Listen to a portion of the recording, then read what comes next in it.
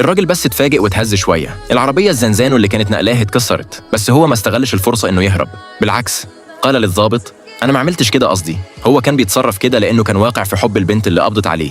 ولما اتنقل السجن لف شوية وبص لقى كل المساجين عاملين راسهم في الأرض. الموضوع استغرب له. ساعتها واحد من المساجين قال له: ارجع على زنزانتك بسرعة، لو ما عملتش كده هتتورط. وبمجرد ما خلص كلامه كل المساجين جروا واستخبوا. ضابط شكله مش كويس دخل السجن، حذر الراجل إنه ما يفكرش يهرب، بس الراجل رد عليه: أنا هنام كام يوم وبعدين أمشي. الضابط ضحك عليه وقال له إنه ساذج، أصل من قرون ما حدش قدر يهرب من السجن ده. جدران الزنزانة كانت معمولة من بلوكات حجر تقيلة. الراجل حس إن الحجارة دي بتمتص طاقة اللي عند الناس، وفهم ليه المساجين شكلياتهم ميتة. ولما الضابط لاحظ إن الراجل رافض يسلم طاقته اتجنن وقرر يعلمه درس ما يتنسيش. لكن في اللحظة اللي بعدها الراجل اداه كام قلم، بعدين شال القضبان اللي على باب الزنزانة من ناحيتين وعلق الضابط بينهم. الضابط اتعصب وفضل يترقص في مكانه، مش قادر يتحرك ولا خطوة، وبيتفرج وهو عاجز على الراجل وهو ماشي وبيسيب السجن وراه.